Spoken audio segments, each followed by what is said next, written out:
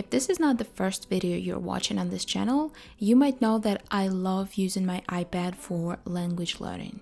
I already have a video about certain features of the iPad that I find useful, but today I wanted to talk about the specific apps that I use to take notes, annotate books, learn vocabulary, organize my learning process, and so on.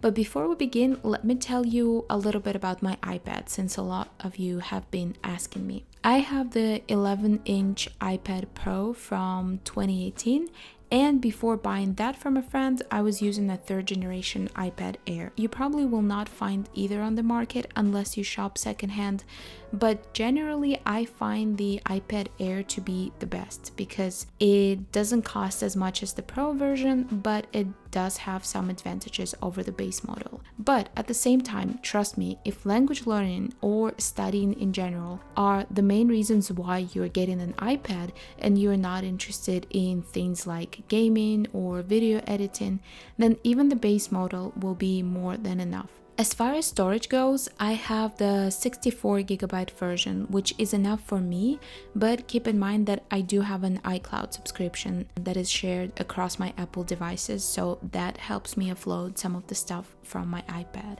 But yeah, pretty much any iPad, a compatible Apple Pencil or a third-party stylus, and maybe a paper-like screen protector. I'll link one that's similar to mine in the description box, and you're good to go. And now onto the apps that I use in my language learning. One of my favorite apps when it comes to language learning is the Goodnotes app. It is great for taking notes and then later searching through them because it has a handwriting recognition feature. It can also convert your writing into text, which I find really handy if, say, you're more comfortable writing by hand, or maybe you don't have a keyboard that supports your target language, but you still want to later upload your texts to the web or maybe send them to your tutor. The only thing is that unfortunately Goodnotes doesn't support text recognition for that many languages. There's no support for Greek, for example. But if it's a feature that you're interested in, I'd actually suggest checking an app called Nebo. That one has a much more impressive list of supported languages. Going back to Goodnotes, you can also use it to practice calligraphy in your target language, which I personally used to do with Japanese and Korean, for example. Plus, there's a feature that allows you to make flashcards, you can record audio while you're taking notes, and you can also import different templates for your notes, like the Korean Wongoji paper, for example. But the reason why I personally like this app so much is not even the note-taking aspect of it, it's the fact that you can annotate documents, like language books, for example. I've personally used it to write over my textbooks, to do grammar drills, and to annotate books and articles that I read in my target languages. The app is really versatile, and even though it's not free, it's totally worth it. Plus, it's a one-time purchase, which is always better than a subscription. So the next app actually comes with any Apple device, and it's the Shortcuts app. I use Apple Shortcuts to automate my time tracking, which means that every time I go on a certain app that is related to language learning, my iPad or my iPhone, depending on what I'm using, start tracking time automatically and then finish tracking when I exit the app. This is basically the only thing that has helped me track my study time consistently, and I have a whole video where I explain how to set it up in detail. So if that's something you are interested in, the link will be up in the cards. But another way the Shortcuts feature has been helpful is for those times when I have to open several documents or files at once. Here's an example. I have this textbook that I use to study Greek that also comes with a workbook, so that's a separate file, and a document that has all of the answer keys. That's another file. Plus, there's audio that comes with the book, so for me to start my little study session, I'd need to have all those 4 things open. And honestly, it always used to take me at least a couple of minutes and make me super frustrated while I was trying to find the files that I needed. So what I ended up doing is creating this shortcut that opens all of them for me in just one click. I then assigned a name and an icon to it, which is the cover of the book that I use, and that's it. I don't have to waste my precious time anymore trying to locate and open those files. Another thing I wanted to mention is not really an app, it's a feature that is really helpful if you have both an iPad and a MacBook. and that's using your iPad as a second screen. I use this feature all the time when I'm working, but for language learning specifically, it is great if you're watching or reading something, or maybe you're even taking a class and trying to take notes at the same time. Oh, and by the way, the stand that I use is the Infinity Pro iPad stand from Benks, who is kindly sponsoring this video. Being able to easily adjust the position of my iPad plus the 360-degree rotation make the stand super versatile. I use it when I watch videos or shows, when I read or when I go through my flashcards, and also when I use my iPad as a second screen or as a replacement for my laptop. I also love how sturdy this stand is. It has a strong magnet that keeps your iPad steady even when you write or draw. Plus, the base has an anti-slip bottom, so it won't move around easily. The stand also has a soft silicone finish and doesn't scratch the back of the device. If you want to get one for yourself, you can use my code 15Tanya1 to get 15% off of your stand. I'll put the link in the description. Notion is the place where I organize my language learning. I will not go into much detail in this video because I'm making a separate one about it, but generally speaking, Notion is where I keep my goals and desired levels for each of my languages, a list of my language projects that will help me achieve those goals, an inventory of the resources that I use, all of the books I've read and media that I've consumed in my target languages, and some miscellaneous things like this list of teachers that I was keeping when I was doing the LingQ language sprint a couple of years ago. But as much as I love Notion, for some things I often find it too clunky and slow, especially for quickly capturing information that I find online and that might be useful in the future. This is where Google Keep comes in handy. It's a free app by Google that allows you to make quick notes and attach images, links, drawings, and audio to them. I have recently made a whole video about it, so if you're interested, I'll link it below.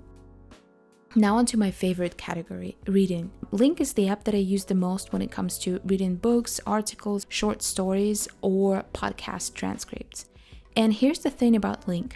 I think it's great to use with your own content as a tool that allows you to look things up instantly and then later practice them with different types of exercises.